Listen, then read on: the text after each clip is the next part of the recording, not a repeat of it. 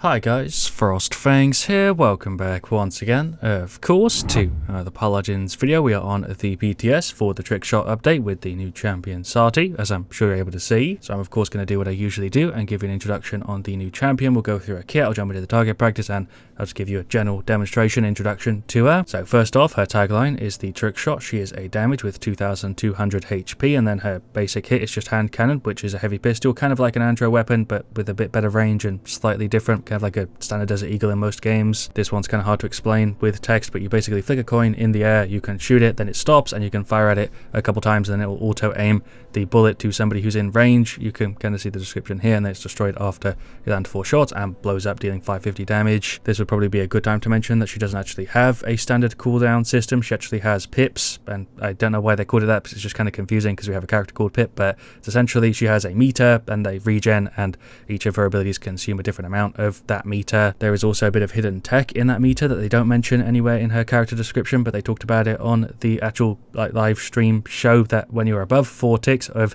your meter, because you have 8, so when you're above half of that meter you have a little bit of extra actual fire rate. Then when you're below half your meter you actually have a bit of extra speed. I don't know why that's not put anywhere. I feel like it should just be under the pistol as kind of like a passive or something, or maybe they removed it, I don't know, but they mentioned it on the live show, so I thought I'd mention it here. But anyway, after that, her Q is called Dead Ringer, basically kind of Sheldon decoy how it used to be, and then it also fires. You get 1.5 seconds of invisibility, which isn't very much. Then the decoy you leave behind fires 3 times 150 every second in a straight line directly in front of it, has 1500 health, and the interesting part about it is that if somebody hits it or destroys it, you actually get a reveal on the person that killed your decoy, and apparently, yeah, 3 seconds if they kill it, 1 second if they just hit it. Then for her F, which is her movement ability, you backflip, or essentially just jump back, similar to a few other abilities we've got in the game, and you hit people in a cone in front of you. It deals 250 and sets them on fire, which deals an extra bit of damage over like 2 seconds. It's essentially just a movement that deals a bit of damage and kind of gives you a bit of space between you and your enemy. So pretty straightforward F. But then moving on to the ultimate, which is also pretty straightforward. It's called Wall Bang. I think you can get most of what it's going to do from that. You supercharge your weapon, fire 3 bullets, it doesn't consume your normal ammo, and then it goes straight through the world and enemies, dealing 777 damage to anybody who's in the way. Basically a different version of a General's ultimate. So moving on to her talents, because we've already gone through her base kit, we've got improvised, which means your decoy will now be more effective when you use it in battle. It costs 3 pips instead of 4, which is a pretty big deal, and will also explode, and a 10 unit radius dealing 500 damage, just buffing out the decoys. Then the second one, Window of Opportunity, you get a level 2 blast back, which is your movement ability, will now knock enemies straight up, and they take 20% more damage just from you for 1.5 seconds, which doesn't seem that long. I don't think this one will get used that much unless they buff the duration on it, because yeah, 1.5 seconds is like 2 or 3 shots at max if you land them. Then for the third one, the one you get level 8, Heads or Tails, ricocheted shots, which is from your right click, obviously the coin flip, you deal 200% extra damage from those ricocheted shots to shields, you reveal enemies for a second, and you also heal yourself for 125. That seems like the best one to me compared with the rest here. Improvised is kind of close, but I think considering you can throw out multiple coins, this might be the best option. I'm not sure yet though, obviously it's the test server, I haven't played it yet. Moving on to the cosmetics and then the cards. She's got default Saati, of course, Hot Shot, which is just red, looks really nice though. Iced Out, which of course I like quite a bit, it does get rid of the little shoulder jacket there though, which is a bit of a shame because I think it would actually look quite good with that. And then Golden Saati, which also looks fantastic. So for her emote, she's got the default one where she flicks a coin, then just does that for you, Heads or Tails, where she flicks the pistol round a little bit with some cool moves. Those about a bit, very standard sort of emotes, though they don't look pretty cool. MVP pose, the one you just saw, and then the one where she's posed a little bit differently, and finally the cards. So I'm not going to spend too long on this because I do want to jump into the target practice and just show you her kit. Got Hide, give you a bit of extra invisibility after you use your decoy. We've got a bit of decreased time between the shots from your decoy, a bit of extra health for the decoy, and a bit of extra reveal duration. That could be pretty good, although it is only on the destruction when they're killed as far as I can tell. A bit of extra speed after you use your movement, ammo gen, damage reduction, and then knockback. Pretty straightforward, none of these seem that bad, but also don't know if the numbers are necessarily high enough on them. Then for Ricochet, you can increase the projectile speed over the coin. This card is worded really weirdly. Increase the time and health that coin shot is out when deployed by 0.3 seconds. I don't understand this card. I don't know if my brain isn't working, but this one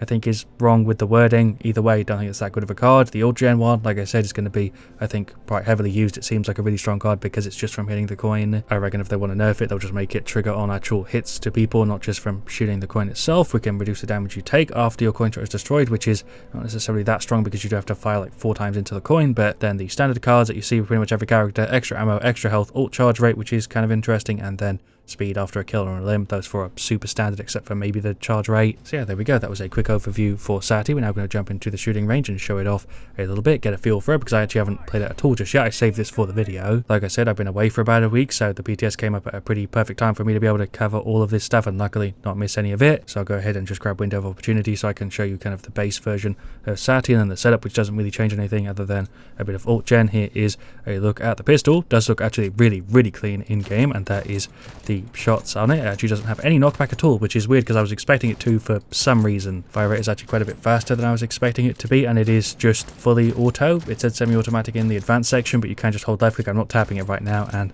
it just fires and we'll throw the little coin. There you go. I won't shoot it just so I can show you how kind of quick or slow it moves. It is pretty easy to hit. I can't imagine you missing that too consistently. As you see, it does only consume 2 pips. You can stop it in the air and then you can shoot it and it will bounce and ricochet to enemies. So obviously you can't buy Chronos on her because she doesn't have cooldown. She just has the little pip system there. One of them's blue, one of them's purple. Like I said, that's because of the passive that isn't mentioned anywhere with the movement speed and the fire rate. Can flick multiple coins out at the same time if you wanted to. They do hover in the air for a little bit and then you could kind of hit them like this, although don't necessarily know why you would do that. They do stay in the air for quite a while though, so you could maybe pull some sort of huge area damage off with it. I guess we can flick one over there, shoot it, flick another one, shoot it. Can you actually hit multiple if they're really close to each other? I don't think so. So you can actually have like multiple coins in the air, although they do eventually despawn and have a different little effect. But just to show you kind of how you'd use it, you fire it there, shoot the coin, hit somebody around a corner or something she has called the trick shot or whatever. You can headshot with the weapon and it deals 788, which is a really weird headshot number. I feel like it would be kind of cool if it did 777 to match the ultimate if you did get a headshot, but yeah, 788, 525 for a body shot. Quick look at the decoy. You can just throw it there. It does give you a little silhouette of where it's going to be placed and then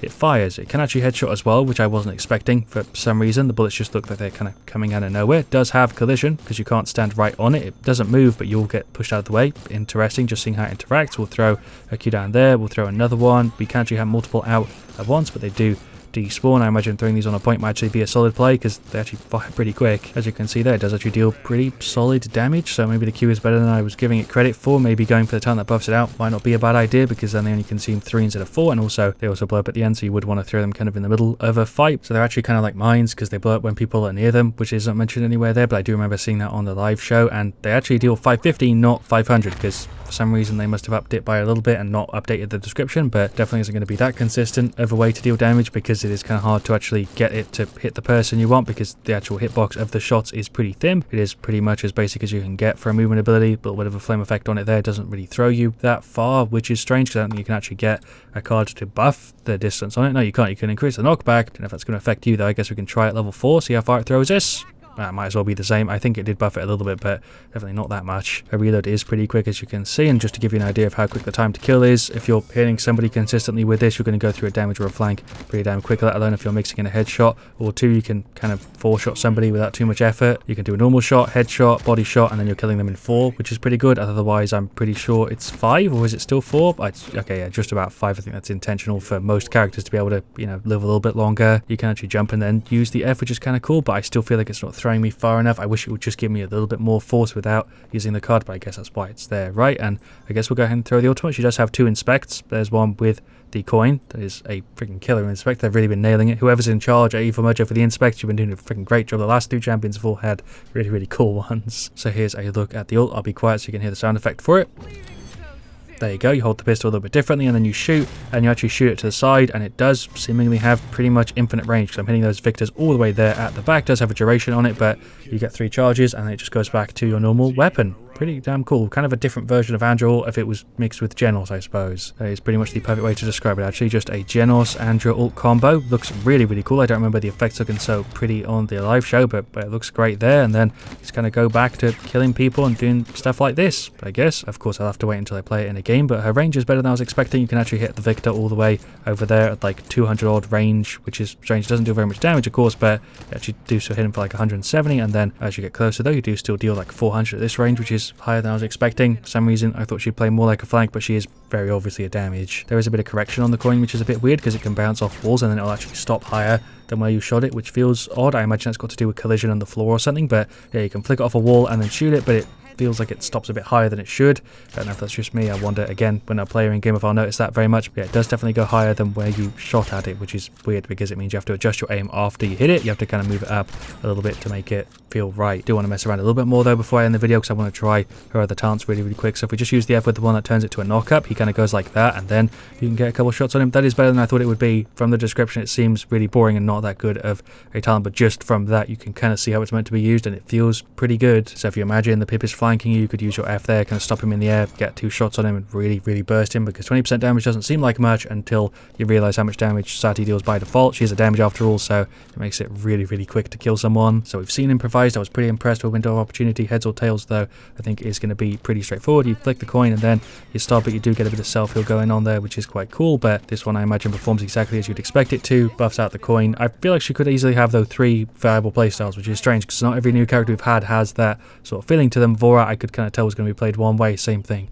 with Yagarath and Vatu and a few other characters we've had. You can kind of tell they're going to be played one way. But with Saati, I feel like you could play her based around her decoys, based around the F kind of, and also sort of based around the coin, although we'll see which one will end up being the best one. Hard to tell on the test server. One more thing though before I go, I do want to try out that hidden tech. I want to see if we have extra fire rate compared to when we have less pips than, you know, above 4 or whatever. So a flick will go down to none, and we'll see if the fire rate is slower. I think it might be very slightly slower, but it's really quite hard to tell. The movement speed will also be pretty subtle, but we'll walk over to 200, we'll flick, our coins go down to a lower amount, and then walk over to 150. I can tell there's a difference, but it really isn't all that much. I wonder why they decided to incorporate that. I can't imagine you really playing around it, but it does make Saati feel a little bit different depending on how much of your meter you've got ready. I could just be imagining it though, but yeah, the fire rate does feel a little bit faster when we're on above 4, and then we'll get rid of our meter, and it does feel slightly slow and we feel a little bit quicker. But I know, kind of understand why they chose to not mention it, because it is pretty subtle. But let me know your thoughts on Saati in the comments. Of course, let me know also what you want to see me do next on